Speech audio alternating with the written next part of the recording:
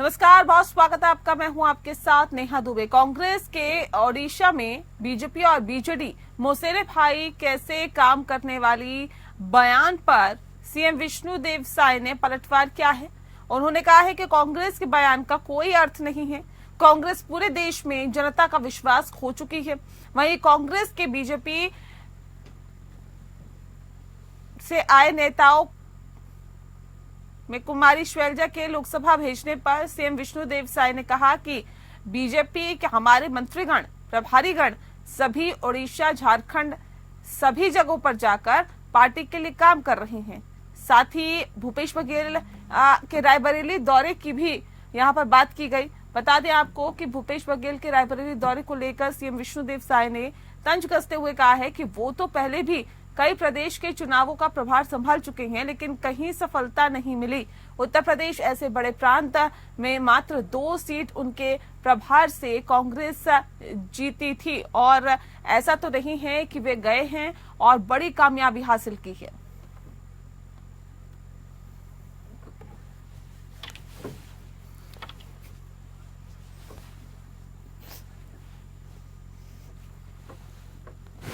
पांचवा दिन था उड़ीसा चुनाव प्रचार का हमारे द्वारा, और अभी तक 6 लोकसभा क्षेत्र और 13 विधानसभा क्षेत्र हम जा चुके हैं और बहुत अच्छा वातावरण है भारतीय जनता पार्टी के पक्ष में। और इस बार निश्चित रूप से वहाँ प्रदेश की सरकार बदल रही है, वहाँ की जनता परिवर्तन चाह रही है और प्रदेश में भारतीय जनता पार्टी की सरकार बनेगी और लोकसभा में भी अधिकांश लोकसभा क्षेत्र भारतीय जनता पार्टी जीतेगी। वहीं नर्मदापुरम संभाग के बैतूल में कलेक्टर और जिला दंडाधिकारी नरेंद्र कुमार सूर्यवंशी और पुलिस अधीक्षक निश्चल एन झारिया के निर्देशन में अवैध उत्खनन के विरुद्ध बड़ी प्रशासनिक कार्रवाई की गई। कलेक्टर सूर्यवंशी ने बताया है कि मुख्यमंत्री मोहन यादव की तरफ से माफियाओं के विरुद्ध कड़ी कार्रवाई के निर्देश के अनुपालन में 4 जगहों डेंडूपुरा, पासीमाल, चिमड़ी, गुआड़ी ग्राम में खनिज पुलिस और राजस्व अधिकारियों के संयुक्त टीम ने अवैध उत्खनन के विरुद्ध कार्रवाई की है। बता दें आपको कि इस कार्रवाई में 20 करोड़ रुपए की रेत, 31 डंपर, 8 पोकलैंड मशीन जब्त की गई है। एक पोकलैंड मशीन वाहन चालक जब्ती के बाद लेकर भाग निकला, जिसके विरुद्ध एफआईआर कर कार्रवाई की जा रही है। अवैध उत्खनन के कार्य में दीपेश पटेल, रविंद्र चौहान, प्रदीप दुबे और अन्य के विरुद्ध प्रकरण दर्ज किया गया।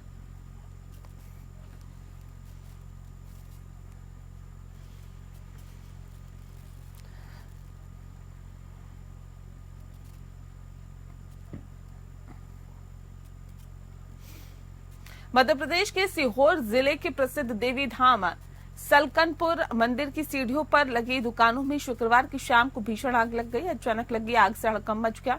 भीषण आग ने करीब 1 दर्जन दुकानों को अपनी चपेट में ले लिया। आग लगने के कारणों का खुलासा नहीं हो सका, मगर बताया भी जा रहा है कि गैस सिलेंडर फटने से आग लगी है।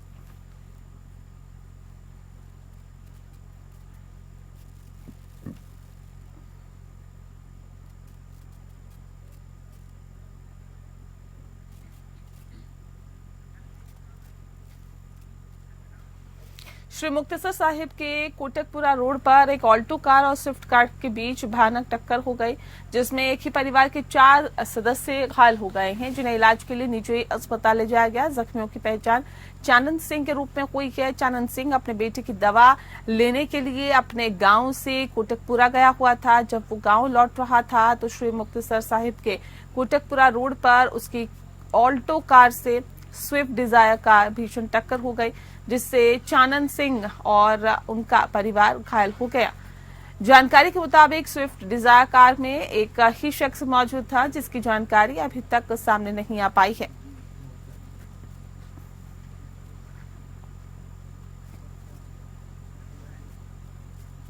घायलों का इलाज फिलहाल अस्पताल में जारी है। बता दें आपको पूरा मामला श्री मुक्तेश्वर साहिब का है, जहां पर 2 कारों के बीच भीषण टक्कर हो गई और रफ्तार का कहर यहां पर देखने के लिए मिला। बता दें आपको कि इस हादसे में 4 लोगों के घायल होने की खबर है। घायलों को अस्पताल में इलाज के लिए भेजा गया है, जहां पर उनका इलाज फिलहाल चल रहा है और जो हालात और जो स्थितियां हैं उसमें प्रथम दृष्टया ये कहा जा रहा है कि रफ्तार का ये कहर है जिस वजह से ये दो कारों के बीच भीषण टक्कर हुई है।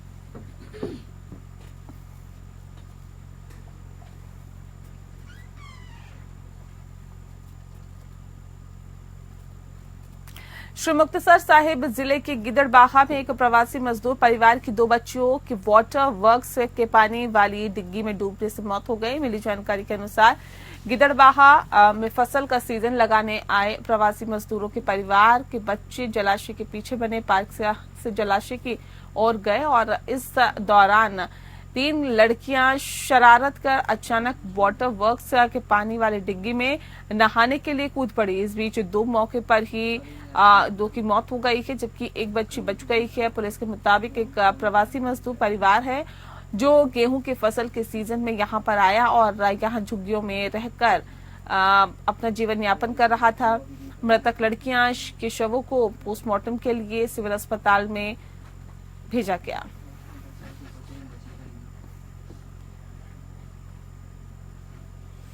तो 2 बच्चों की मौत की खबर है। हादसे में एक बच्ची की जान बची है। बता दें आपको कि जो बच्ची मृतक हैं उनको पोस्टमार्टम के लिए भेज दिया गया है उनके शव को और मामले की जांच पे पुलिस जुट गई है। और ये पूरा मामला श्री मुक्तसर साहिब का बताया जा रहा है जहां पर बताई जा रहा है कि जलाशय के पीछे बने पार्क से जलाशय की ओर गए और गिदड़बाहा में फसल का सीजन लगाने आए प्रवासी मजदूरों के परिवार के बच्चे जलाशय के पीछे गए थे और इसी दौरान 3 लड़कियां अचानक शरारत कर जो वाटर वर्क्स की पानी वाली डिग्गी में नहाने के लिए कूद पड़ी। इस बीच 2 की मौके पर ही मौत हो गई जबकि 1 को बचा लिया गया है। पुलिस के मुताबिक ये प्रवासी मजदूर के परिवार हैं और जो गेहूं की फसल काटने के सीजन में आता है और झुग्गी बनाकर वहां पर कुछ वक्त रहता है और यहीं पर रहकर अपने जीवन यापन करता है। बता दें आपको कि मृतक लड़कियों के शव को पोस्टमार्टम के लिए सिविल अस्पताल में भर्ती करा दिया गया है।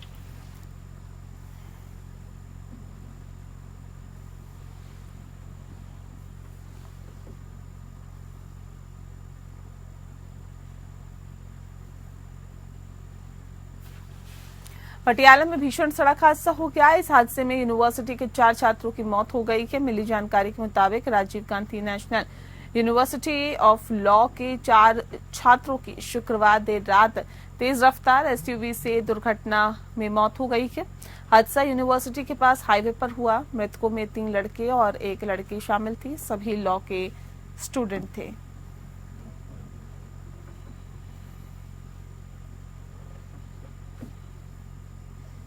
तो बता दें आपको दरअसल पूरा मामला जो है बताया जा रहा है कि पटियाला में भीषण सड़क हादसे से जुड़ा हुआ है जहां पर हादसे में यूनिवर्सिटी के एक छात्र की मौत हो गई है। 4 छात्रों की मौत से हड़कंप मच गया। मिली जानकारी के मुताबिक Rajiv Gandhi national university of law के 4 छात्रों की शुक्रवार देर रात तेज रफ्तार एसयूवी से दुर्घटना में मौत हो गई है। तो रफ्तार का कहर कुछ इस कदर देखने के लिए मिला। तस्वीरों में आप देख सकते हैं कि पूरे गाड़ी के परखच्चे उड़ गए और हादसा यूनिवर्सिटी के पास हाईवे पर हुआ। हादसे के बाद यूनिवर्सिटी के पास जो हाईवे था उस पर हड़कंप मच गया। दरअसल बताया जा रहा है कि मृतकों में 3 लड़के 1 लड़की शामिल थी और सभी लॉ के स्टूडेंट थे।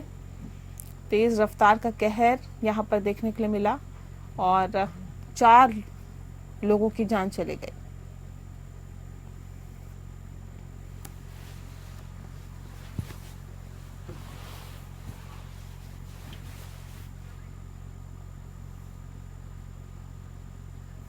धनबाद के बीजेपी लोकसभा प्रत्याशी ढिल्लू महतो के खिलाफ दर्ज मामलों को लेकर कांग्रेस प्रदेश अध्यक्ष ने प्रत्याशी को आपराधिक छवि का बताया था। इसको लेकर नेता प्रतिपक्ष उमर बाउरी ने कांग्रेस पर हमला किया है। वहीं अमर बाउरी ने कहा है कि चुनावी प्रक्रिया में गुजारने के बाद ढिल्लू महतो को जनता की अदालत में जाने का मौका चुनाव आयोग ने दिया है। 25 तारीख को चुनाव है और 4 जून को मतगणना है। ऐसे में जो प्रत्याशी के खिलाफ बनाने का काम किया जा रहा है, कोई नेता किसी प्रत्याशी को अपराधी होने का सर्टिफिकेट नहीं दे सकता। साथ ही उन्होंने कहा है कि अगर ढुल्लू महतो पर 19 मुकदमे हैं तो कांग्रेस नेता राहुल गांधी पर भी 18 मुकदमे हैं।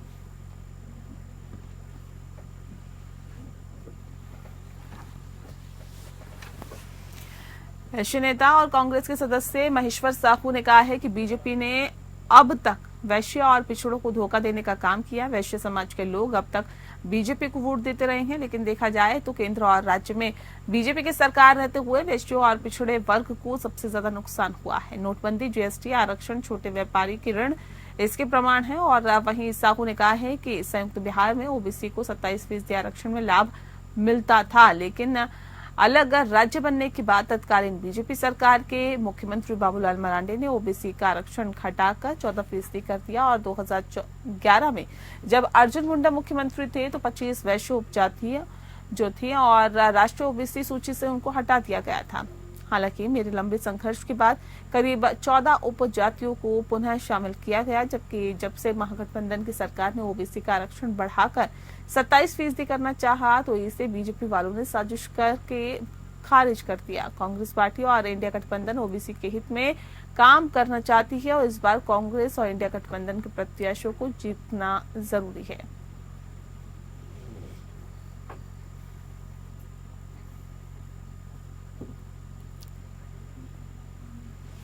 धनबाद लोकसभा से कांग्रेस प्रत्याशी अनुपमा सिंह की जीत सुनिश्चित करने के लिए कांग्रेस अल्पसंख्यक विभाग के प्रदेश अध्यक्ष और प्रदेश प्रभारी ने धनबाद बोकारो जिले के अल्पसंख्यक विभाग के सभी पदाधिकारियों के साथ बैठक की।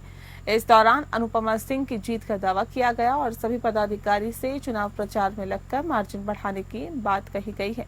मीडिया से बातचीत करते हुए अल्पसंख्यक विभाग के झारखंड प्रभारी उमेर खान ने कहा है कि जो पार्टी हिंदू मुस्लिम का नारा देकर वोट लेने की बात कह रही है वो अब चलने वाला नहीं है, क्योंकि अहंकारी रूपी रावण का वध राम ने किया था और इस बार अहंकार खत्म होगा और देश में गांधी के विचारों वाली सरकार होगी। प्रदेश अध्यक्ष अल्पसंख्यक विभाग मंसूर अंसारी ने कहा है कि धनबाद में अनुपम सिंह की जीत निश्चित है।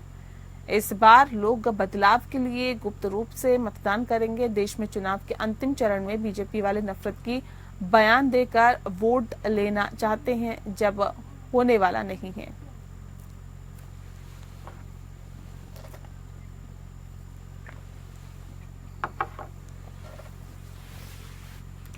झारखंड के मंत्री आलमगीर आलम ने शुक्रवार को अपने पद से इस्तीफा दे दिया। उन्होंने अपना इस्तीफा राजभवन को सौंप दिया है। आलमगीर आलम पाकुड़ विधानसभा क्षेत्र से कांग्रेस के विधायक हैं। हेमंत सोरेन के इस्तीफे के बाद चंपई सोरेन द्वारा नेतृत्व संभाले जाने के बाद आलमगीर आलम को दोबारा मंत्री पद दिया गया था। आलमगीर आलम के खिलाफ मनी लॉन्ड्रिंग मामले में ईडी जांच कर रही है। ईडी ने उन्हें इस मामले में 15 मई को गिरफ्तार किया था।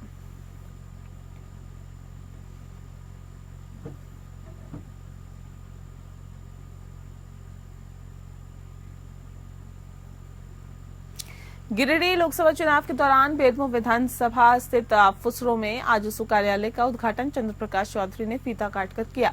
बेरमो विधानसभा में जनसंपर्क के साथ ही कार्यालय का उद्घाटन किया गया, जिसमें आजसू प्रत्याशी चंद्र प्रकाश चौधरी, पूर्व विधायक योगेश्वर महतो और अन्य कार्यकर्ता मौजूद थे। इसी क्रम में मीडिया से बातचीत करते हुए चंद्र प्रकाश चौधरी ने कहा कि गिरिडीह लोकसभा संसदीय क्षेत्र में प्रधानमंत्री ने के कार्यक्रम के बाद जनता और कार्यकर्ताओं में बहुत ज्यादा उत्साह उमड़ पड़ा है। जो हमारे कार्यकाल में गिरिडीह लोकसभा में ऐतिहासिक काम हुआ है। नीति आयोग की रिपोर्ट के अनुसार गिरिडीह लोकसभा क्षेत्र आकांक्षी जिले में 108वें नंबर पर था, जो कि आज 30वें नंबर पर है। हमें पूरा भरोसा है कि झारखंड की 14 लोकसभा सीट के साथ हम ही जीतेंगे।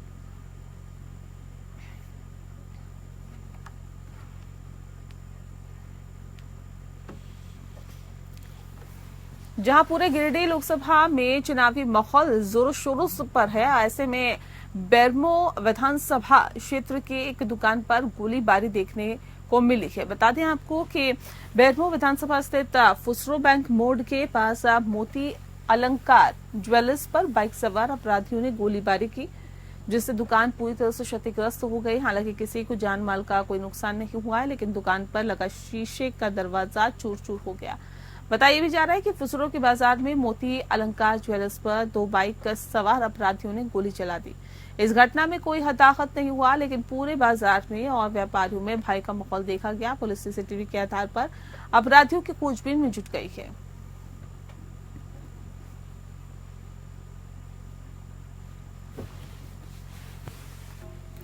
लोकसभा चुनाव के बीच प्रदेश कांग्रेस अध्यक्ष राजेश ठाकुर अपने दौरे के दौरान अपने गृह जिला बोकारो पहुंचे। बोकारो पहुंचने पर उन्होंने पत्रकारों से बातचीत करते हुए धनबाद के बीजेपी प्रत्याशी ढुल्लू महतो पर आपराधिक छवि का प्रत्याशी होने का आरोप लगाया। उन्होंने कहा कि बीजेपी के नेताओं ने जमीर जिंदा, यही कारण है कि दीनदयाल उपाध्याय की बातों को ध्यान में रखते हुए बड़े नेताओं ने ढुल्लू महतो के चुनाव प्रचार से अपने आप को किनारा कर रखा है। यही कारण है कि बड़े नेताओं का दौरा लगातार धनबाद लोकसभा में रद्द हो रहा है।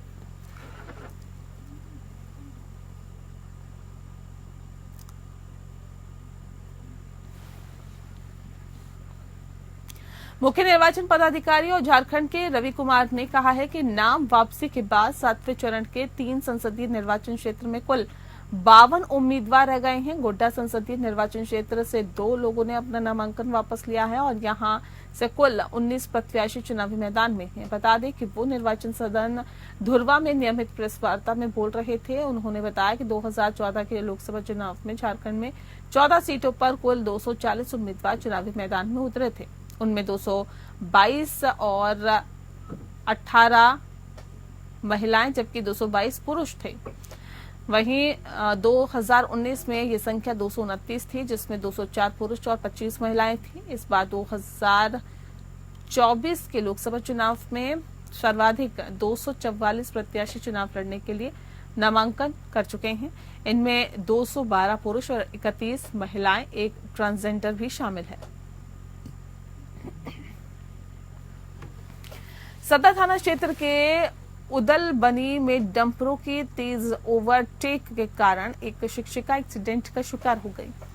इसमें महिला शिक्षक की घटनास्थल पर ही दर्दनाक मौत हो गई और एक महिला घायल हो गई है। घटना के बाद डंपर चालक वाहन लेकर फरार हो गया है, जिसके बाद स्थानीय ग्रामीणों ने सड़क को जाम कर दिया। मृतक शिक्षिका की पहचान पूनम पुष्पा भगत के रूप में हुई है, जो रांची की रहने वाली है। आज पाथर चापड़ा के पोस्टल बैलेट से वोट डालकर वापस अपने घर लौट रही थी।